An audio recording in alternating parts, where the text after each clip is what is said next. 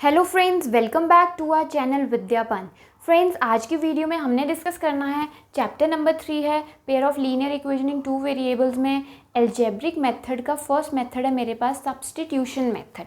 Now ये discuss करने से पहले फ्रेंड्स मैं आपको कहना चाहूँगी कि हमारी वीडियोस को लाइक शेयर कमेंट करना ना भूलिएगा और जल्दी से हमारे चैनल को सब्सक्राइब कर लीजिए ताकि इस साल मैथ्स में आप हाई स्कोर कर सकें। तो फ्रेंड्स, सब्स्टिट्यूशन मेथड एक बहुत ही सिंपल मेथड है, इससे डरने की ज़रूरत नहीं है। इसमें क्या करना होता है, in this method we substitute the value of one variable by expressing it in terms of other variable and solve the pair of linear equation. तो एग्जाम्पल के थ्रू क्लियर करती हूँ आपको कि ये स्टेटमेंट का मतलब क्या है।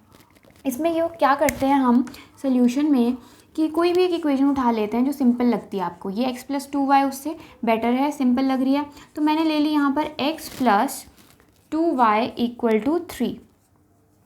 तो यहाँ पे x + 2y = 3 ये इक्वेशन है। यहाँ से मैं क्या करूँगी, मैं यहाँ से एक वेरिएबल की वैल्यू निकाल लूँगी। मैं निकाल लेती हूँ x = 3 - 2y। ना इस इक्वेशन को मैं दे देती हूँ इक्वेशन 3, ये इक्वेशन 1, ये equation 2।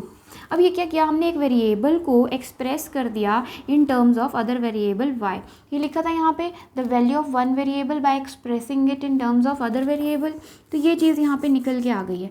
Now substitute this equation 3 और value of x in equation 1। Because हमने इक्वेशन 2 से निकाली थी ये, तो अब इक्वेशन 1 में इसको सब्स्टिट्यूट करेंगे। तो इक्वेशन 2 में है हमारे पास 7x x की जगह मैं क्या लिखूँगी अब 3 - 2y। Very simple. और आगे की टर्म क्या है, -15y = 2। अब ये एक ही वेरिएबल में आ गया है, देखिए y, तो यहाँ से y की वैल्यू निकल आएगी 3 × 7 = 21 - 7 × 2 = 14y -15y = 2। तो अब देखिए यहाँ पे मेरे पास क्या आ जाता है, यहाँ से मेरे पास आ जाता है ये माइनस y की वैल्यू कितनी हो जाएगी मेरे पास 29 एंड इक्वल टू वहाँ पे ये 19। तो यहाँ से y की वैल्यू आ जाती है मेरे पास 19/29। तो ये मेरे पास y की वैल्यू निकल के आ गई है। तो अब क्या करेंगे हम, यहाँ पे put y = 19/29 in equation number 3। अब यहाँ से इक्वेशन नंबर 3 में ये वैल्यू डाल दीजिए, तो x की वैल्यू निकल आएगी। x की वैल्यू है 3 - 2 × y की वैल्यू क्या है 19/29। तो यहाँ पे मैं एलसीएम ले लेती हूँ 29। नाउ 3 × 9 = 27, ये आ गया 87। ओके, जब मैंने मल्टीप्लाई किया तो ये आ गया 19 × 2 = 38। तो इसको जब मैंने यहाँ पे सॉल्व किया तो मेरे पास क्या निकल के आया फ्रेंड्स, यहाँ पे आ गया मेरे पास, ये आएगा 9 एंड यहाँ पे 49/29। तो ये मेरे पास आ गई मेरी x की वैल्यू। तो फ्रेंड्स, बहुत ही सिंपल, बहुत ही इजी मेथड था ये। x और y की वैल्यू निकल गई। अब जब एक वैल्यू निकल के आ गई है तो वो एग्जैक्टली वन सोल्यूशन निकल के आ गया है। मैं स्टार्टिंग में भी देख सकती थी कि a1/a2 is not equal to b1/b2। ये जो a1/a2 है that was not equal to b1। 7/1 was not equal to -15/2। तो वहाँ से एग्जैक्टली वन सोल्यूशन। तो जब वैल्यूज़ निकल के आ जाती हैं x और y की, तो इट मीन्स कि अब हमारे पास क्या है, एग्जैक्टली वन सोल्यूशन निकल के आ गया है। तो चलिए अब हम करते हैं ये वाला एग्जाम्पल जो इस तरफ मैंने लिखा है, ये हम रब कर देते हैं। तो अब देखिए इसमें हम थोड़ा सा केस नंबर 2 स्टडी करेंगे। जब क्या होता था मेरे पास, इसकी फर्स्ट केस में तो मेरे पास एक सोल्यूशन निकल के आ गया। अब इस केस में क्या होगा कि मेरे पास इनफाइनाइट सोल्यूशन निकल के आएंगे, क्योंकि स्टार्टिंग में ही मुझे समझ आ गया यहाँ पे कि a1/a2 = b1/b2 = c1/c2। अगर मैं चेक करूँ, ये जो 2/4 है that is equal to 3/6 and equal to 9/18। कैसे अब आप काट सकते हैं, 2 1 = 2 2 = 3 1 = 3 2 = 9 1 = 9 2 = तो this is 1/2 equal to 1/2 is equal to 1/2। तो ये कंडीशन यहाँ से क्लियर होगी that this is equal and this will have a infinite solution. तो इसको सॉल्व करने के लिए भी मैं वही प्रोसेस फॉलो करूँगी। मैं क्या करूँगी, एक इक्वेशन उठा लूँगी। मैंने क्या किया, फर्स्ट इक्वेशन अपनी उठा ली। यहाँ से मैं x की वैल्यू फटाफट से निकाल लेती हूँ, तो वो मेरी क्या निकल के आएगी 9 माइनस 3y अपॉन 2x की वैल्यू। इसको मैं ले लेती हूँ इक्वेशन नंबर 3। अब क्या करेंगे, वही चीज़ करेंगे क्या कि सब्सटीट्यूट करेंगे x की value. Substitute value of x in equation number 2। पहले मैंने इक्वेशन नंबर 1 को यूज़ किया था x की वैल्यू निकालने के लिए, तो अब x की वैल्यू को इक्वेशन नंबर 2 में डालेंगे। तो 4 इंटू x की वैल्यू है 9 minus 3y upon 2 plus 3y is equal to 4x plus 6y is equal to 18। Now 2 से यहाँ कैंसिल, 2 2 4। अब ये सिंप्लीफाई करेंगे तो हमारे पास आ जाएगा 6y plus 6y is equal to 18। तो देखिए 6y और 6y कैंसिल, यहाँ पे क्या हुआ, ये y ही एलिमिनेट हो गया इस केस में। देखिए बहुत ही इंटरेस्टिंग है कि y ही एलिमिनेट हो गया, जबकि हमें यहाँ पे y की ही वैल्यू निकालनी थी। तो y एलिमिनेट हो गया और दोनों तरफ मेरे पास इक्वल टर्म्स आ गई, 18 इज इक्वल टू 18। तो इस केस में क्या होता है फ्रेंड्स, जब मेरे पास ये y वेरिएबल एलिमिनेट हो गया है, now variable y is eliminated. Okay, तो y वेरिएबल एलिमिनेट हो गया है और मेरे पास left hand side is equal to right hand side.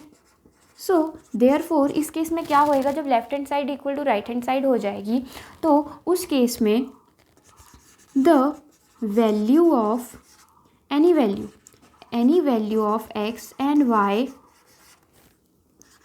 which will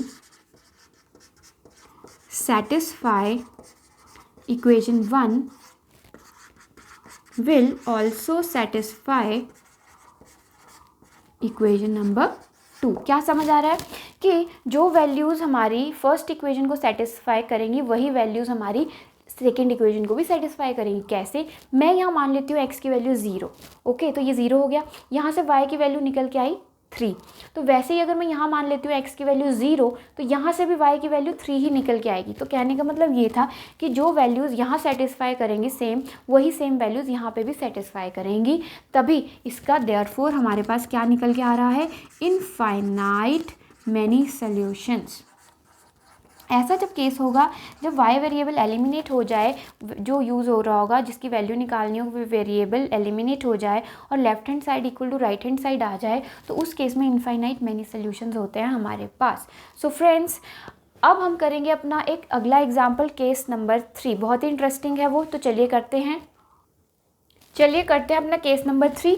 इसमें वही चीज़ करनी है। सबसे पहले मैंने ले ली एक इक्वेशन और वहाँ से निकाल ली मैंने अपनी x की वैल्यू। सो यहाँ से मैंने ये अपनी इक्वेशन ली x plus 2y minus 4 equal to 0। यहाँ से x की वैल्यू फ्रेंड्स निकल के आती है, क्या आती है, 4 माइनस 2y। तो ये x की वैल्यू निकल के आ गई है, मैंने इसको मान लिया ये है इक्वेशन नंबर 3। तो चलिए अब क्या करना है, now substitute value of x in equation number which was second, because हमने इक्वेशन नंबर 1 से निकाली है ये, तब इसी को हम कहाँ डालेंगे, इक्वेशन नंबर 2 में। तो मैंने जब इसको पुट किया तो देखिए x की जगह मैंने लिखा 4 माइनस 2y एंड क्या आएगा मेरे पास plus 4y minus 12 equal to 0। चलिए फटाफट से सॉल्व कर देते हैं। 4 2 ज़ा 8 माइनस 2 2 ज़ा 4y plus 4y minus 12 equal to 0। Now ये देखिए एलिमिनेट हो गया, यहाँ पर भी ये वेरिएबल एलिमिनेट हो गया। बट अब देखिए एक नई चीज़ निकल के आई है, क्या, 8 माइनस 12 कितना हुआ मेरे पास, माइनस 4। अब देखिए left hand side is not equal to right hand side, ये निकल के आया मेरे पास। तो मैं अब लिखूँगी यहाँ पर that variable y is eliminated and left hand side is not equal to right hand side, therefore the values of x and y which satisfy equation 1 will not satisfy equation number 2। Friends इस statement से हम क्या समझते हैं कि जब मेरे पास ये left hand side equal to right hand side नहीं आ रही है और y मेरा एलिमिनेट हो गया, यहाँ पे ख़त्म ही हो गया है, तो उस केस में क्या होता है कि x और y की वैल्यू जो इस इक्वेशन को सेटिस्फाई कर रही होंगी वही सेम वैल्यूज इसको सेटिस्फाई नहीं करेंगी, क्योंकि यहाँ पर जो मेरे पास है इसका नो सोल्यूशन निकल के आ गया है। ये यहाँ पे ये जो मेरी स्टेटमेंट थी ये फॉल्स स्टेटमेंट हो गई है, फॉल्स स्टेटमेंट। ये जो मेरी स्टेटमेंट है यहाँ पे फॉल्स हो गया, this is not equal to left hand side is not equal to right hand side. पुराने केस में क्या था कि उसमें क्या था, इक्वल आ गई थी, तो जब इक्वल आ जाती हैं तो क्या होता है जो एक्स एंड वाई की वैल्यू इसको सेटिस्फाई करेंगी वो इसको भी करेंगी, तो इनफाइनाइट मैनी सोल्यूशन हो जाता है।